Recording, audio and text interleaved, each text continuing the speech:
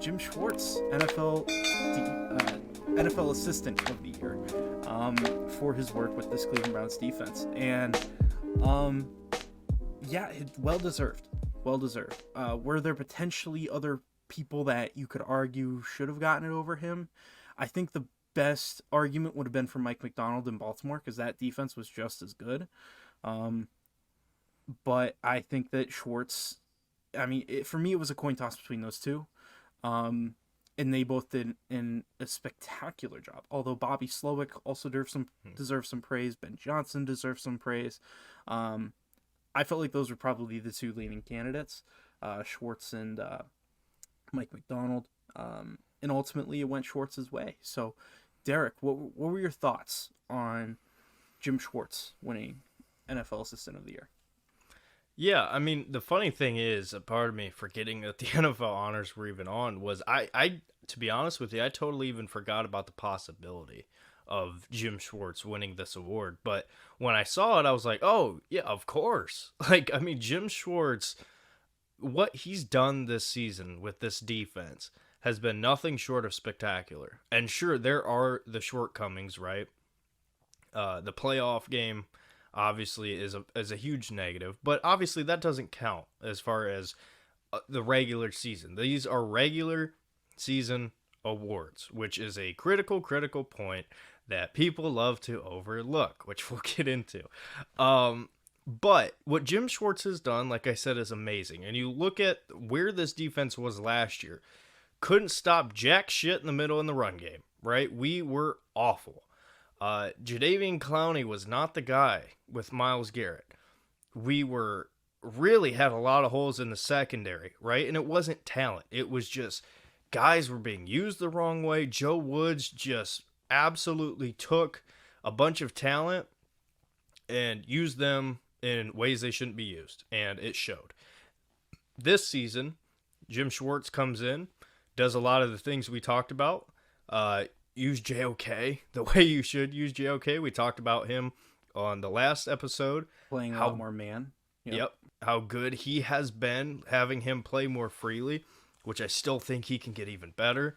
So yeah, that you mentioned it, played a lot more man with your corners, right? All those guys, they have their certain skill sets each, but when you put the corners in man, and Denzel Ward can play at a high level again, Emerson in year 2 plays at an extremely high level. Greg Newsome, even though I think he wasn't as great as I expected him to be, I thought he had a really good year. And then you look at what Delpit did, and Thornhill, even though he didn't have a great year and he was off and on injured, he was solid, which is what we needed. The defensive line. You fixed your issues up front. You finally got Myles Garrett some help with Zadarius Smith. You add Dalvin Tomlinson to the middle, and it's not just about the talent that was brought in. It's about what you did with the talent that was brought in. You had this defense gone from last season, one of the worst defenses in the NFL, certainly terrible against the run, and you bring them into this season, add everything you add, use guys the way they should be used, and you turn them into one of, if not the best defenses in the NFL. Top 3 for sure. That is huge. That is absolutely huge. Anytime you can go into an organization and turn a weakness into a very much a strength. And I'll get into this later with Myles, but how did the Browns win? You won off of your defense, stepping up and making big-time stops when you needed.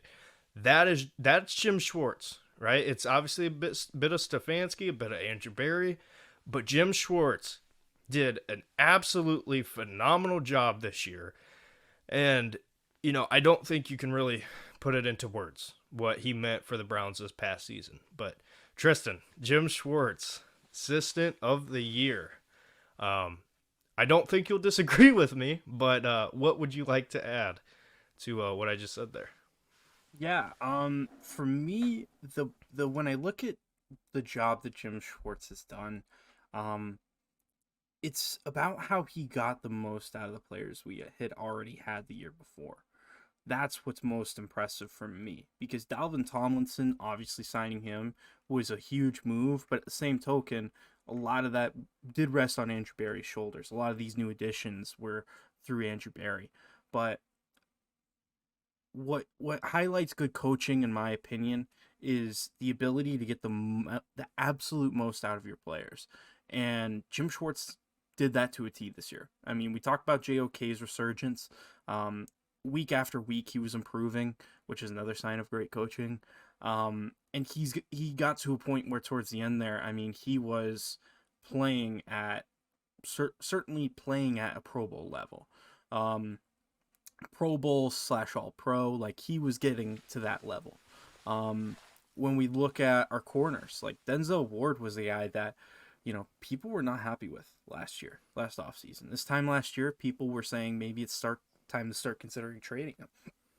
Excuse me, because he had too high of a cap hit, and we had two guys below him that were good and young, and he's injured too much, and there was all these questions. And then this year, he's put in a position where he can just man up majority of the time, and he looks like this was the best he's played since his rookie year. And I would even argue even like way better than his rookie year. This was the best we've ever seen him play. You look at Grant Delpit, the transformation he had. He was a guy that, we were talking about as a potential liability to start this year. And he ended up becoming a strength. Obviously ended up getting hurt. Quite literally the game after he signed his extension, which really sucked. But, he was balling out and he was looking really good, like a legit threat. And, you can go around, like there's other guys there too. Jordan Elliott, we saw a hell of a lot more out of. Alex Wright, especially down the stretch, we saw a hell of a lot more out of. I think that we probably saw the best play out of Sione Takitaki. All of these different guys that were finally used in the way that they play football the best. And they were fantastic. Every player that I just named played probably about as good as you would expect them to realistically play. And that's just tip the hat to Jim Schwartz. So, before we move on, any final comments on Jim Schwartz? No, other than I'm so thankful he's the one we ended up with. I know we were talking about who's the guy that was in Miami? Yep, Brian Flores. And I wanted him. He was my number one, but Jim Schwartz, I couldn't be any more thankful that he's the one we ended up with, and I hope he's here for years to come. But yeah, well, and it's for certain for next season, which is very exciting to see. Yep. Now let's move on.